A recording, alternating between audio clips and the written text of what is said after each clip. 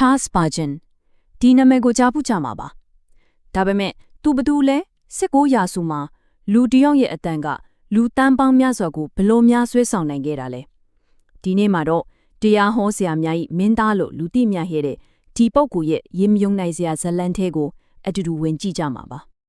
ကဲဒီကနက်လေးနဲ့ရင်ဆက်လိုက်အောင်23,654ဒါဘာကနက်လဲဆိုတော့1850ခုနှစ်က Charles Spurgeon ရဲ့တရားပွဲတစ်ခုဒီကိုတက်ရောက်ခဲ့တဲ့လူဦးရေပါတရက်တည်းမှာနော်ခဏလောက်ပဲဖြစ်ဖြစ်အဲ့ဒီမြင်ကွင်းကိုစိတ်ထဲမှာမြင်အောင်ကြည့်လိုက်ပါအဲ့ဒီတော့အဓိကမေးခွန်းကဘယ်လိုလုပ်ပြီးလ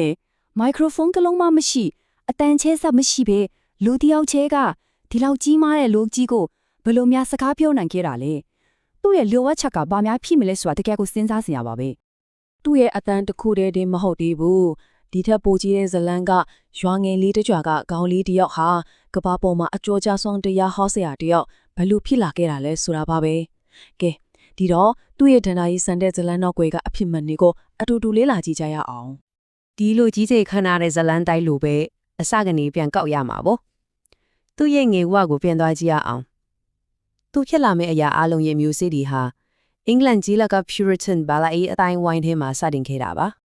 သူက1834မှာမွေးပေမဲ့ညငယ်လေးကတည်းက Puritan သင်းအုပ်ဆရာတယောက်ဖြစ်တဲ့သူ့အဖိုးနဲ့အတူနေထိုင်ဖို့ပို့ခံခဲ့ရပါလေအဲ့ဒီမှာပဲအလင်းရောင်နည်းနည်းပဲရတဲ့အခန်းထဲမှာအိုက်ခေကပေတွန်းပေါခွန်ဆောင်ရတယ်လေ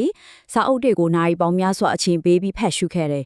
အထူးသဖြင့်ဂျွန်ပန်ယန်လော်စာရေးဆရာရဲ့စာအုပ်တွေပေါ့ဒီပတ်ဝန်းကျင်ဒီစာပေတွေကသူ့ကိုလုံးဝပုံသွင်းခဲ့လာပါ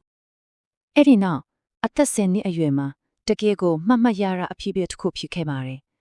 ်ရီချန်နေဆိုတဲ့သာသနာပြုတူကသူ့ကိုပုံပေါ်တင်ပြီးအဲ့ဒီအချိန်ကကြားရရင်ယူးကြုံကြုံနိုင်တယ်လို့ထင်ရလောက်တဲ့စကားတစ်ခုပြောခဲ့တယ်ဒီကလေးဟာတနေ့မှာအေဝံဂေလိတရားကိုလူအုပ်ကြီးတွေရှေ့မှာဟောလိမ့်မယ်တဲ့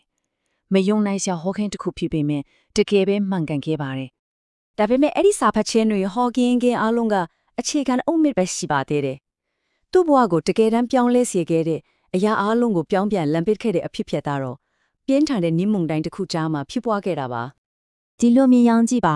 သူ့အသက်15နှစ်အရွယ်ဆယ်ကျော်သက်တယောက်စိတ်ထဲမှာယုံကြည်ခြင်းနဲ့ပတ်သက်ပြီးတန်တရားတွေစိုးရင်ပူပန်မှုတွေနဲ့ပြည့်လက်နေခြင်းပေါ့သူသွားနေကြဖះเจ้าကိုသွားဖို့စူးစမ်းပေမဲ့မက်ဆီတောင်မဖွင့်နိုင်လောက်အောင်နှင်းမုန်တိုင်းတိုက်နေခဲ့တဲ့ရှေ့ဆက်သွားလို့မရတော့အနည်းဆုံးအဆောင်အောင်တစ်ခုတည်းကိုခိုးလို့မှုဝင်လိုက်တယ်အဲ့ဒါကလူတဒါဇင်လောက်ပဲရှိတဲ့ Methodist ဖះเจ้าငယ်လေးတစ်ခုဖြစ်နေခဲ့ပါတယ်အဲ့ဒီနေ့ကတရားဟောတဲ့သူကနမေကြီးပညာရှင်တယောက်မဟုတ်ပါဘူးတာမန်စာမတက်ပင်မတက်လူတယောက်ပဲသူကငါ့ကိုကြည့်ရှုရဲ့ကဲတင်ချင်းတို့ရောက်ကြတော့ဆိုတဲ့ကြမ်းချက်ကိုဟောနေခဲ့တာ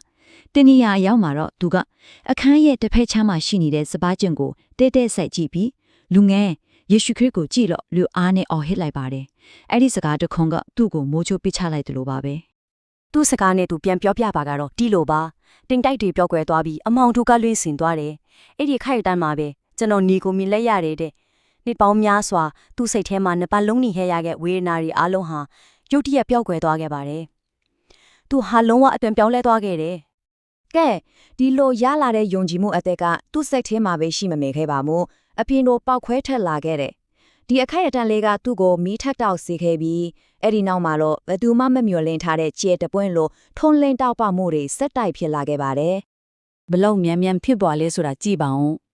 အသက်16နှစ်မှာအင်္ဂလိပ်တစ်လုံးမှာဗြဟ္မဆုံးတရားဟောဖို့အခေါ်ခံရတယ်။တနှစ်အကြာအသက်19နှစ်မှာတော့ဖျားเจ้าတစ်เจ้าရဲ့တင်းကိုဖြစ်လာပြီးလူ40ကနေ400ကျော်အထိတိုးပွားအောင်လုံနိုင်ခဲ့တယ်။ပြီးတော့အသက်20တောင်မပြည့်သေးခင်မှာပဲလန်ဒန်မြို့ကသမိုင်းဝင်အထင်ကရဖျားเจ้าကြီးတစ်ခုကိုဦးဆောင်ဖို့ဖိတ်ခေါ်ခံခဲ့ရပါတယ်။တကယ်ကိုမယုံနိုင်စရာတိုးတက်မှုပါပဲ။သူလန်ဒန်ကိုရောက်သွားတဲ့အခါသူ့ရဲ့လွှမ်းမိုးမှုကချက်ချင်းဆိုတယ်လို့ပါပဲ။တနေ့အတွင်းမှာပဲသူတရားဝဲကိုလာတဲ့လူတွေဟာဖះเจ้าထဲမှာပြည့်ကျက်တိတ်တဲလွန်းလို့ကဲကစ်တာရဲ့အမောင်တွင်းနဲ့တောင်နိုင်ရှင်ပြောဆိုခဲ့ကြရတဲ့အထိပါပဲ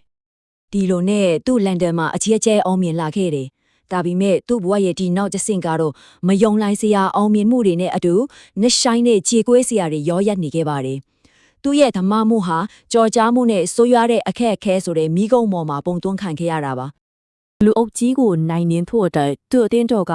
Metropolitan Tabernacle ဆိုတဲ့ဘုရားကျောင်းအသစ်ကြီးတစ်ခုကိုတိဆုတ်ခဲ့ရတယ်။အဲ့ဒီဘုရားကျောင်းမှာလူဘလို့ဆက်လဲဆိုတော့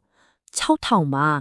အဲ့ဒီခေတ်ကကမ္ဘာပေါ်မှာအကြီးဆုံး Protestant ဘုရားကျောင်းတွေထဲကတစ်ခုဖြစ်ခဲ့ပါတယ်